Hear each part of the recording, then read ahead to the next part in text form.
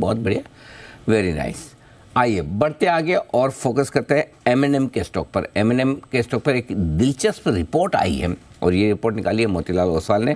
इस रिपोर्ट में क्या कुछ खास बातें वरुण हमें बता रहे हैं, वरुण बताइए।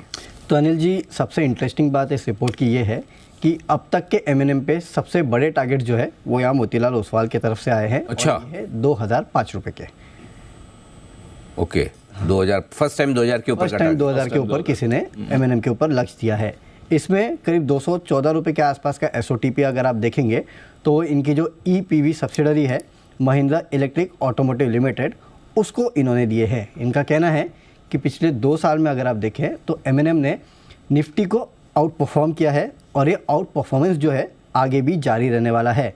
खासकर नए मॉडल्स जो ये कंपनी लॉन्च कर रही है, मार्जिन में एक्सपांशन होगा और साथ ही साथ कैपिटल एलोकेशन जो है वो इस कंपनी का काफ़ी बेहतर है, जिसकी मदद कंपनी को काफ़ी हद तक आगे चल के मिलने वाली है। इंडस्ट्री में थोड़ा मॉडरेशन का ये अनुमान लगा रहे हैं, लेकिन एम&एम का प्रदर्शन जो है वो इंडस्ट्री से अच्छा रहने वाला है। अगले 3 से 4 तिमाही तक अगर आप देखेंगे तो कंपनी के पास काफ़ी सारी SUVs है जिसकी ऑर्डर बुक अभी तक पेंडिंग है, तो उसका फ़ायदा कंपनी को मिलेगा। FY24 के मुकाबले FY25 में ट्रैक्टर के जो वॉल्यूम्स है वहाँ पे आपको बेहतर ग्रोथ देखने मिल सकती है। लाइट वेट ट्रैक्टर की जो नए लॉन्चेस है कंपनी कर रही है, उसका बड़ा फ़ायदा कंपनी को मिलेगा, खासकर वॉल्यूम्स में। साथ ही साथ जो LCV सेगमेंट है वहाँ पे लीडरशिप तो इस कंपनी के है, तो उसका फ़ायदा भी कंपनी को मिलने वाला है। FY23 से 26 तक वॉल्यूम ग्रोथ SUV की 14% रहेगी, ट्रैक्टर की 3% रहेगी। FY23 से 26 तक रेवेन्यू ग्रोथ 12.5%, EBITDA 15% और मुनाफे में 17% के आसपास की CAGR ग्रोथ आपको देखने मिल सकती है। तो यहाँ से ग्रोथ अच्छी है, ट्रेजेक्ट्री अच्छी है। इसके लिए एम&एम पे 2000 रुपये के ऊपर के लक्ष्य अब मोतीलाल ओसवाल ने सुझाए हैं। ओके, 2000 के ऊपर के टारगेट्स आपके लिए आ रहे हैं एम&एम पर। पहला टारगेट आया जो 2000 के ऊपर है। सनी सर, आपसे पूछना चाहूँगा, वैसे तो जो दिसंबर का ऑटो सेल्स का आंकड़ा रहा है वो इस बार थोड़ा अच्छा नहीं है, इसलिए ऑटोज़ में भी हम पिछले 3 दिनों से करेक्शन देख रहे हैं, बट अग्रेसिव व्यू बाजार का एम&एम पर, आपका कोई व्यू सर? या दीपांशु, एनीवे मुझे लगता है कि December month every year seasonally weak month होता है। हमें सबको पता है कि फेस्टिव सीजन के बाद कहीं ना कहीं जो पहला महीना होता है दिसंबर, उसमें जो सेल्स नंबर होता है, प्राइमरी सेल्स नंबर वीक ही होते हैं।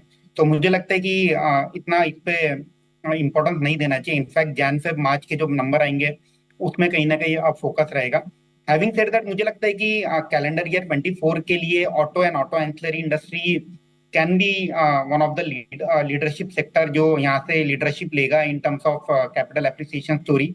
और एम&एम में ऑलरेडी डिस्कशन हो चुका है कि जिस तरह से उनकी जो ऑर्डर बुक है SUV की, वो काफी रोबस्ट ऑर्डर बुक है। और अगर हम इसका सेल्स मिक्स भी देखें over the period of time, gradually जो पहले फार्म इक्विपमेंट सेगमेंट ट्रैक्टर से जो एक बहुत ज्यादा सेल्स आती थी, अब वो ग्रेजुअली ऑटोमोटिव सेगमेंट की ओर शिफ्ट हो रही है। और ऑटोमोटिव सेगमेंट में जो मार्जिन 5 या 6% हुआ करते थे EBIT मार्जिन, नाउ वो अब एक्सपैंड होकर के 8 से 9% हो गए। और वहां मुझे लगता है कि अभी भी स्कोप है मार्जिन एक्सपेंशन का। तो अपार्ट फ्रॉम एम&एम, मुझे लगता है कि जो बाकी की ऑटो OEM कंपनीज है, whether it is Maruti, again वहां भी काफी अच्छी रोबस्ट ऑर्डर बुक है।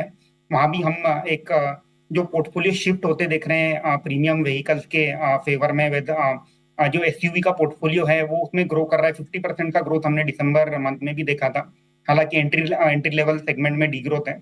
तो प्रीमियमाइजेशन का जो ट्रेंड है एंटायर ऑटो स्पेस में आ रहा है, दिख रहा है। टू व्हीलर में हमने देखे कि काफी जोरदार नंबर आए थे दिसंबर मंथ के लिए, whether it is Bajaj auto, TVS motor, hero के भी डिसेंट नंबर था। I think overall auto and will be one of the sector which will lead rally for calendar year 24। चलिए, ऑटोज पर भरोसा है।